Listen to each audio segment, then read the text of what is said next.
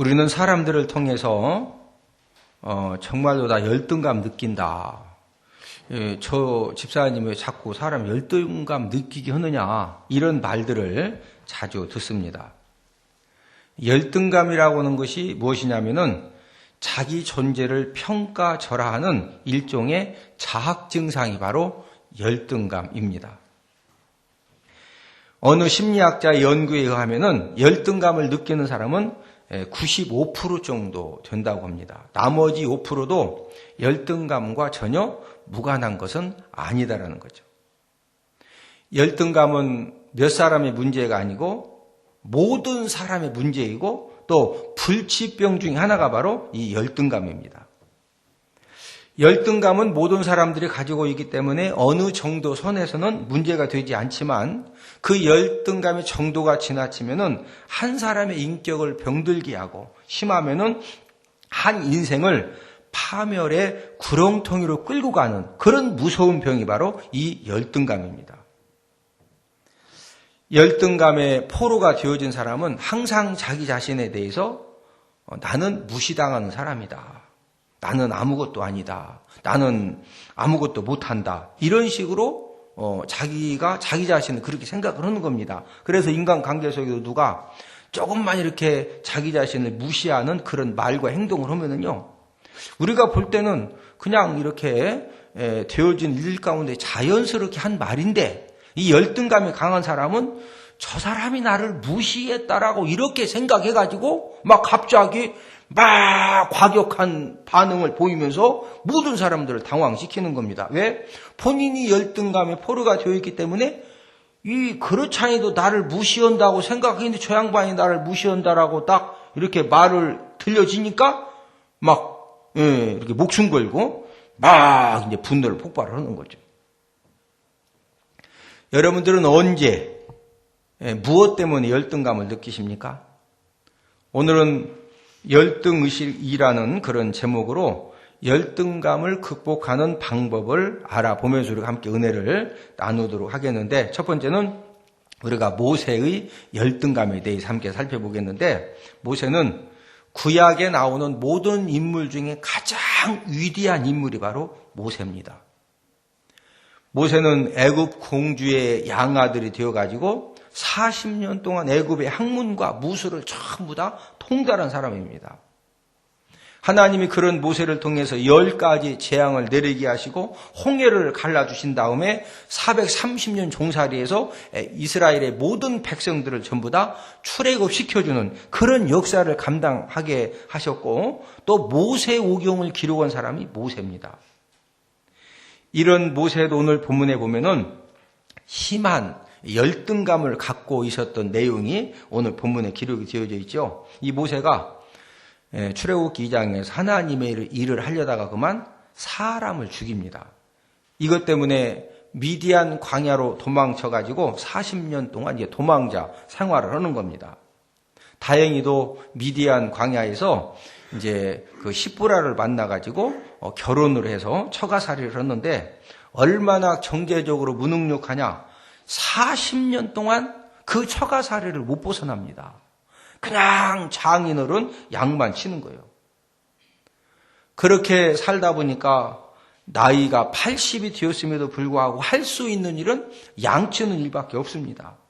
이 모세는 열등감 인생이 될 수 있는 그런 조건을 사람 죽이고 미디안 광야로 도망쳐서 40년간 장인어른 양만 치다가 그 열등감 인생이 될 수 있는 그런 조건을 다 갖춘 사람이 된 것입니다. 모세는 양치는 목동이라는 그런 신분과 나이가 80이라고 하는 그런 열등감 외에도 정말로 심각한 열등감을 가지고 있었는데, 그 심각한 열등감이 오늘 본문 10절에 기록이 되어 있는데, 자, 출애굽기 4장 10절을 다 함께 읽습니다. 출애굽기 4장 10절입니다. 시작. 모세가 여호와께 아뢰되 오 주여, 나는 본래 말을 잘하지보다는 자니이다. 주께서 주의 종에게 명령하신 후에도 역시 그러하니 나는 입이 뻣뻣하고 혀가 둔한 자니이다. 모세는 말을 잘하지 못했습니다. 그리고 입이 뻣뻣하고 혀가 둔한 사람입니다. 자, 모세가 하나님이 다 아시잖아요. 나 진짜 입이 뻣뻣하고 혀가 둔한 사람입니다. 이 말은 하나님, 저는요, 사람을 설득하는 말솜씨가 정말 저 입이 뻣뻣하고 혀가 둔할 정도로 부족하다는 거 아시잖아요. 여러분, 지도자가 가면은 사람을 설득을 해서 오른쪽으로 가자. 자, 홍해 걸러자. 왼쪽으로 가자. 뭔 설득을 해야 되는데, 이런 부분에서 지금 약하다는 겁니다. 그래서 모세는 실제적으로 출애굽기 2장에서 일하려고 딱 갔더니 애굽 사람이 자기 동족을 괴롭히니까 자네 이리 와. 왜 괴롭히냐? 아니, 왕자님이 왜 남의 일에 참견입니까?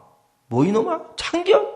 그러면 이제 잘 설명을 해서 너 내가 누군지 알지? 자꾸 괴롭히면 안 되지 않냐? 너 한번 좀 내가 신고해서 너 한번 좀 여기 깜빵 좀 가볼래? 하면 잘 설득하면 됐는데 모세는 이 설득력이 좋다, 안 좋다? 안 좋으니까 네가 지금 나보고 참견한다고 하고 한 방 빵 쳤더니 어떻게 됐어요? 죽으니까 후딱 가다 모르세요. 감추는 거예요. 묻어버리는 거예요. 하나님, 나 아시잖아요. 내가 이렇게 설득력이 부족한데 내가 어떻게 바로 왕을 찾아가서 설득을 하고 그 말도 안 듣는 이스라엘 백성들을 내가 어떻게 설득할 수 있겠습니까? 이 표현을 하나님, 저는 입이 뻣뻣하고 혀가 둔한 사람이라 나 설득력도 부족합니다.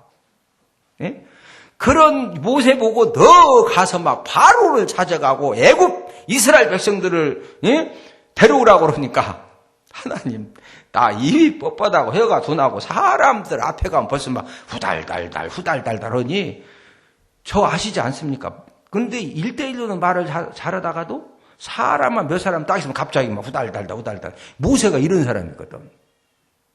그래서 오늘 본문 13절에서 자, 함께 읽습니다.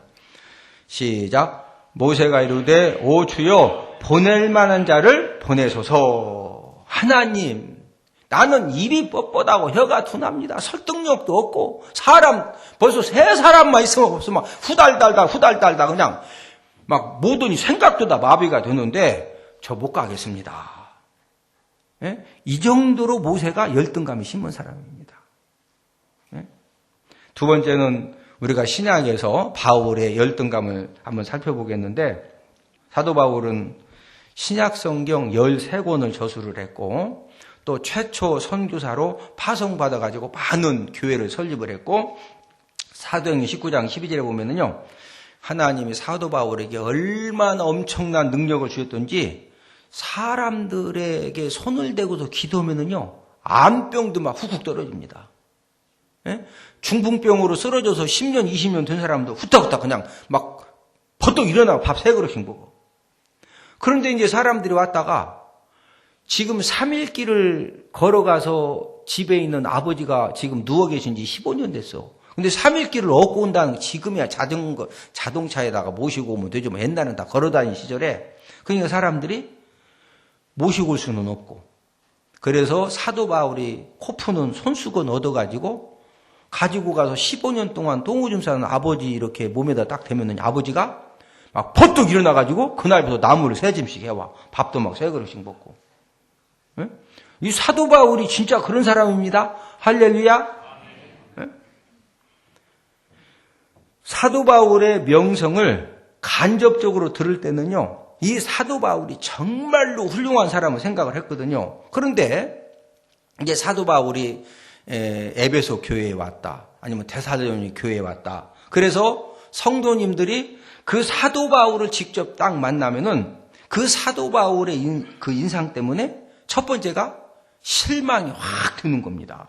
자, 고린도 후서 10장 10절을 다 함께 찾아보겠습니다. 자, 고린도 후서 10장 10절 찾으셨으면 하면 자, 함께 읽습니다. 시작. 그들의 말이 그의 편지들은 무게가 있고 힘이 있으나 그가 몸으로 대할 때는 약하고 그 말도 시원하지 않다 하니. 자, 사도 바울을 보기 전에 사도 바울의 편지를 보면은요, 무게가 있고 힘이 있는데, 몸으로 대할 때, 사도 바울을 직접 딱 만나면은 약하고 그 말도 무하지 않다, 시원하지 않다.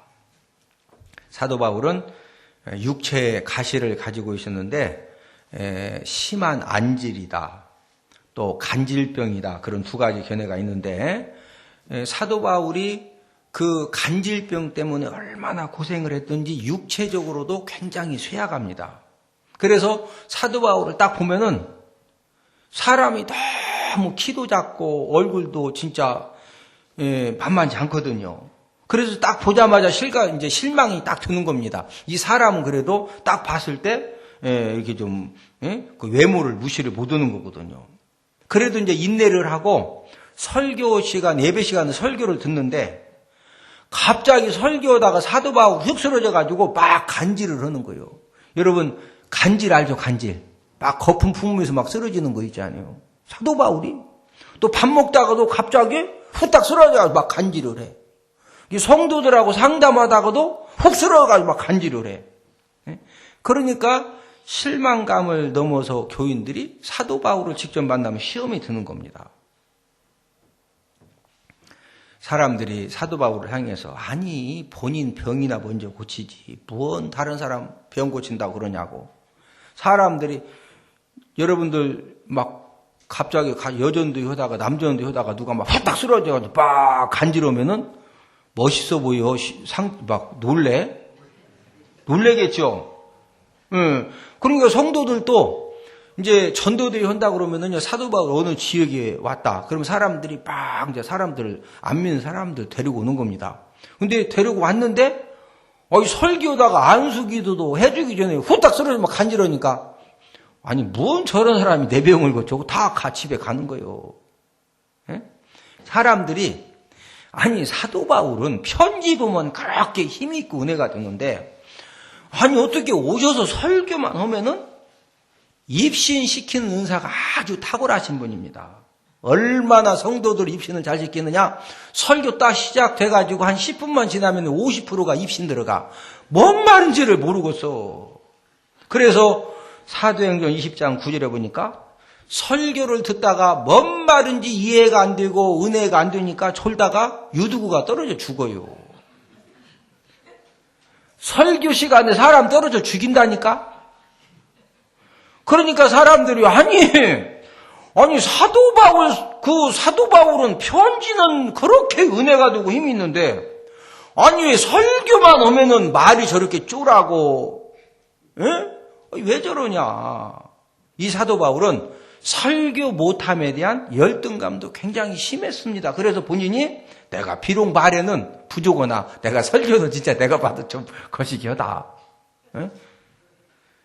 모세와 바울에게도 열등감이 있었듯이 우리 모든 하나님의 자녀들에게도 열등감이 있거든요.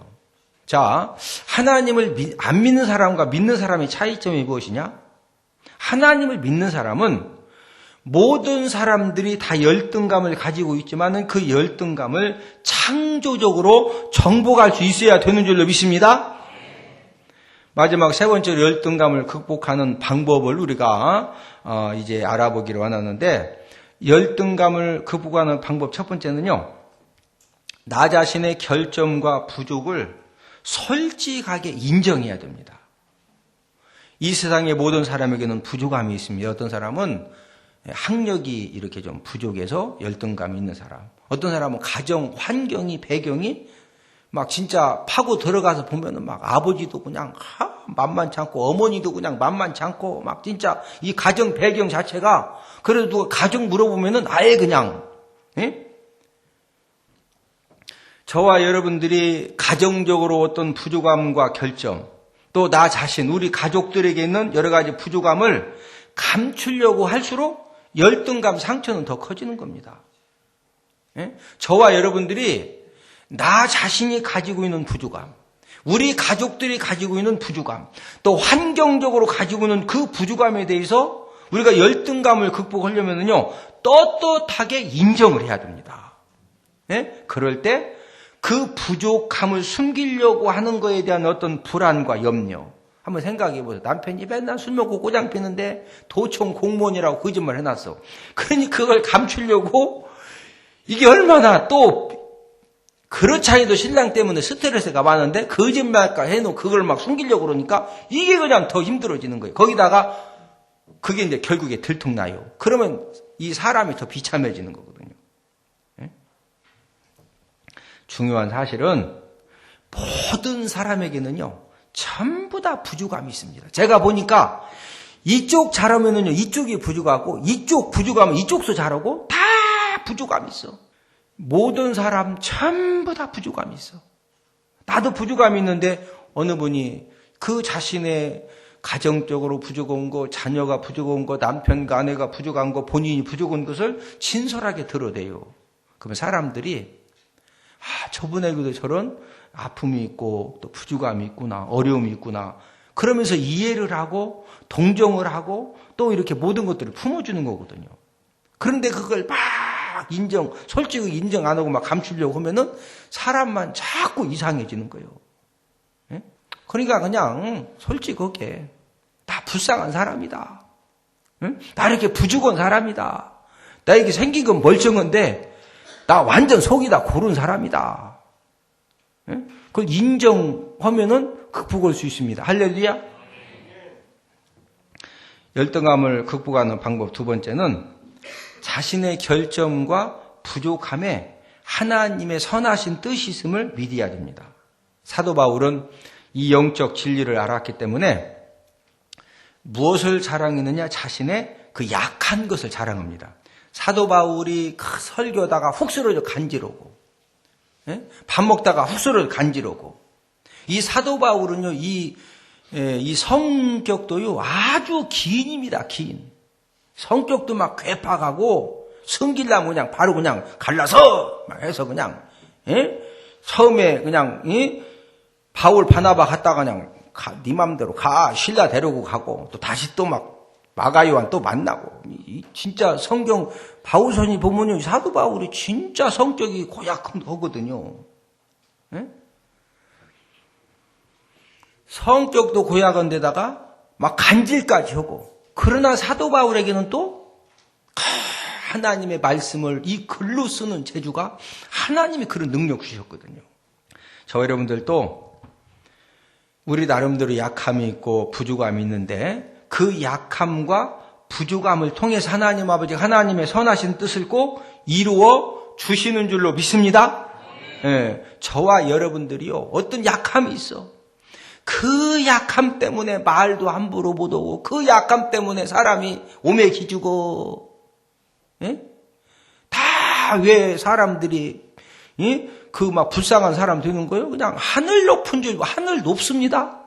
하늘 높은 줄 모르고 막 그냥, 막 학력주와 인물주와 언변력주와, 그러니까 조이팔 같은 길은 사기꾼이 그냥 지금도 우리나라를 막 나같이 생겼어. 뭐 어떻게 누가 믿어 죽었어? 내 말아. 막 돈 막 5조씩 내라고 하면 안 내요. 내가 내라고 하면. 조이팔이는 갖다. 조이팔 얼굴 얼마나 잘생겼냐고. 언병은.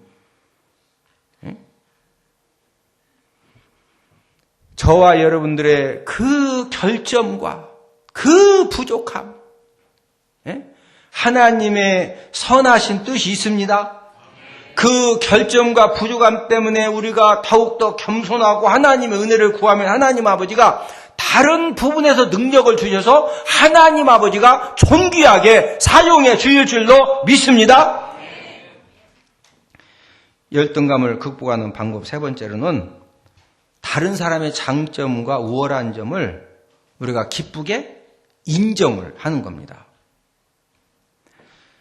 나보다 잘난 사람을 내가 인정한다는 것은요, 나에게 열등의식이 별로 없다는 거죠. 그런데 나보다 더 잘 사는 사람, 인물 좋은 사람, 또 남편이 잘 되고 자녀들이 공부를 잘하고 자녀들이 잘 되고 이런 것 때문에 자꾸 내가 시기가 되고 질투가 되면은 나도 모르게 열등의식에 내가 지금 붙잡혀 있다는 거거든요. 우리가 인간관계 속에서 어떤 그 열등감을 극복하려면은 다른 사람이 나보다 더 잘하는 거, 또 이 장점, 좋은 점들을 막 기쁨 가지고 인정을 해주고 말로 축복을 해주는 겁니다. 옆 사람 쳐다보시고 얼굴을 보니 멋있어 보이십니다. 그렇게 자꾸 칭찬해 주는 거예요. 그냥 이렇게 이번에 아들이 서울대 의과대 수석으로 이렇게 입학해 했다더니 내 아들은 이번에 그냥 어디 냈다가 이번 떨어졌대요. 그런데 그냥 이렇게 서울대 의과대 수석 입학했다니, 아이고, 그냥 너무 그냥 내 마음이 그냥, 우리 아들 훅 떨어졌어도 그냥 권사님 아들이 합격했다니 너무 그냥 속으로 막 부글부글해도 막 너무 아주 그냥 축하한다고. 그러다 보면은요, 이게 치유가 되는 거야. 할렐루야? 응? 그걸 막 숨기려고 해. 열이야. 부글부글 안 하면 그 사람 아니지. 내 아들은 전문대에 훅 떨어졌는데 그냥 같이 옆에 있는 권사님 아들은 서울의대 수석 입학했다고 그러니 그냥, 응? 그래도 거기에서 극복하려면은 가서 칭찬해주고 인정해주고, 응? 얼마나 좋으시냐고. 이렇게 아들이 그냥, 응? 서울의대 수석 입학했으니 참 좋으시겠다고, 기쁘시겠다고. 오늘 이렇게, 응? 순대국밥 한번 사시라고. 말 잘해요. 밥도 얻어먹어요. 할렐루야. 말씀의 결론을 맺습니다. 우리는 열등의식을 가질 수 있는 그런 요소들, 여건들이 너무 많습니다. 그러나 그 열등의식에 우리가 붙잡혀지면 저와 여러분들은 나도 모르게 서서히 파멸의 길로 끌려가는 겁니다. 여러분, 뚱뚱한 사람은 늘씬한 사람만 보고 막 그냥 열등감이 그냥 집에 가서 막 배를 쥐어 짜도 그게 살이 빠지냐고 그냥 찐대로 살아요. 할렐루야. 그걸 보고 거울 쳐다보고 열등감 가질 거 하나도 없어요. 옛날에는 부잣집 맏며느리감입니다. 할렐루야. 옛날 시대를 잘못하고 나서 그런 거지. 옛날 태어났으면 부잣집 맏며느리감이거든. 옛날에는 웅둥이가 커야 부잣집 맏며느리감 아니야. 응? 그냥 있는 모습 그대로. 할렐루야. 주어진 환경과 여건 그대로. 할렐루야. 부족하면 부족한 대로. 할렐루야. 그냥 저와 여러분들이 신앙 가지고 믿음 가지고 우리가 감사하면서 더욱 하나님 아버지 앞에 겸손하게, 사람들 앞에서 겸손하게 우리가 정말로 하나님의 은혜를 구할 때 하나님 아버지가 저와 여러분들의 그 연약함이 있고 부족함이 있고 결점이 있고 어떤 실수와 상처가 있어도 하나님 아버지가 다른 부분에서 능력을 주시고 하나님 아버지가 은혜 주셔서 그 부족한 저와 여러분들을 통해서 우리 자녀들을 통해서도 하나님 아버지의 크신 역사를 하나님 아버지가 이루어 주실 줄로 믿습니다. 그게 바로 하나님의 자녀들이고 성도인 겁니다. 할렐루야.